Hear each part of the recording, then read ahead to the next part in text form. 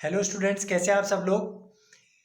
आज आपकी पर्यावरण के सेकंड पार्ट परिवारों में आना जाना, परिवारों का आना जाना, ये अपन पढ़ेंगे। और मैंने पार्ट को दो हिस्सों में डिवाइड किया, पार्ट ए और पार्ट बी। तो आज पार्ट ए है, अगली क्लास में आपको पार्ट बी दे देंगे, फिर क्वेश्चन आंसर्स दे देंगे। तो मैं उम्मीद करता हूँ कि आप अच्छे से पढ़ेंगे मेरे साथ। पहला पार्ट आपको अच्छे से समझ में आया होगा। तो परिवारों का आना जाना, पर्यावरण का दूसरा पार्ट, आइए अपन पढ़ना स्टार्ट करते हैं। चलिए बच्चों, तो स्टार्ट करते हैं अपना चैप्टर परिवारों में आना जाना। अपने चैप्टर में पढ़ेंगे जैसे काम, अपन लोग कैसे रहते हैं, गांव में रहते हैं शुरू में कई लोग।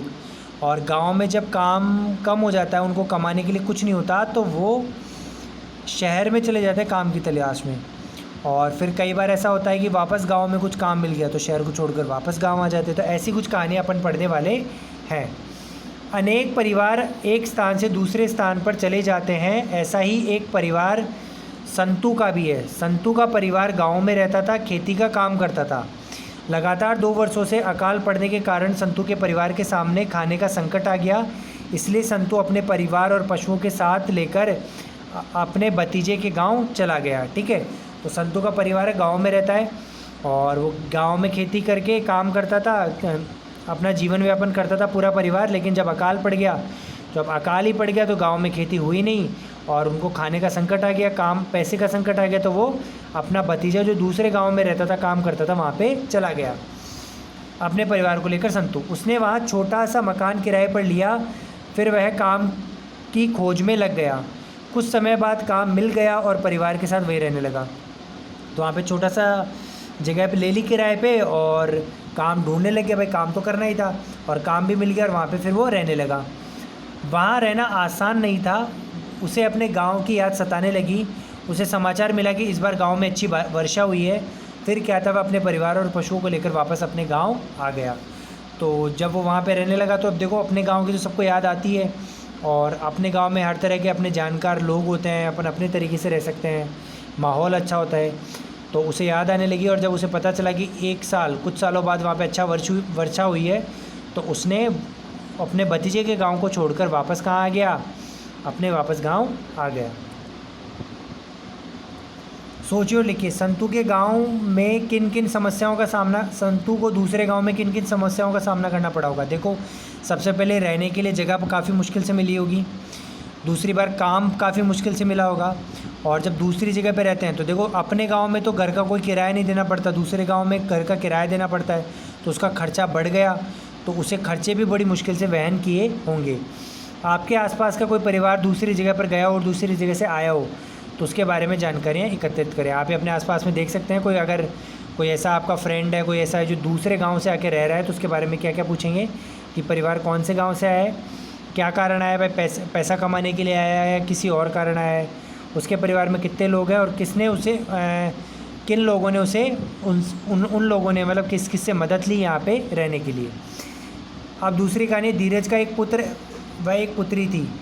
वह गांव में दैनिक मजदूरी करता था। उसका पुत्र 12वीं व पुत्री 10वीं कक्षा में पढ़ती थी। जब उसके पुत्र ने 12वीं कक्षा उत्तीर्ण की तो उसने उच्च शिक्षा दिलाने के लिए शहर के कॉलेज में भेजना था। तो धीरज एक गाँव का किसान था,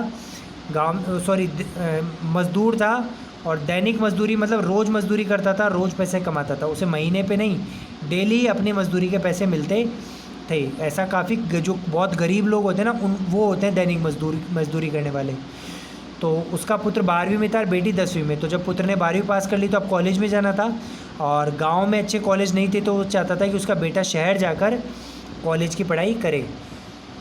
उसने सोचा कि बेटा अलग रह कर पढ़ेगा तो परिवार का खर्चा भी बढ़ जाएगा। 2 साल बाद उसकी पुत्री को भी उच्च शिक्षा हेतु शहर भेजना होगा। अतः उसने निर्णय लिया कि वह यहाँ भी दैनिक मजदूरी ही करता है और वहाँ भी जाकर मजदूरी करेगा और पूरी परिवार को लेकर जाएगा। तो उसने सोचा कि अगर अकेले को भेजूँगा तो भी खर्चा ज़्यादा आएगा, वहाँ का खर्चा, और यहाँ मैं गाँव में रहूँगा तो यहाँ का खर्चा। और 2 साल बाद फिर बेटी 12वीं के बाद कॉलेज में आ जाएगी, तो बेटी को भी भेजना है उच्च शिक्षा के लिए कॉलेज में। तो उसने सोचा क्यों ना मैं यहाँ मजदूरी कर रहा हूँ तो शहर में भी कर लूँगा और सारे परिवार के साथ शहर ही चला जाता हूँ। तो 2 जगह रहने का किराया तो नहीं लगेगा, भाई यहाँ मैं रहता हूँ तो यहाँ भी रह रहा हूँ और शहर का बच्चों का किराया भी देना पड़ेगा। तो ऐसे एक ही जगह सारा परिवार लेकर चला जाएगा, उसने सोचा। जब वह शहर आया तो उसने मकान किराए पर लेने की कठिनाई आई। बड़ी मुश्किल से उसे किराए पे मकान मिला।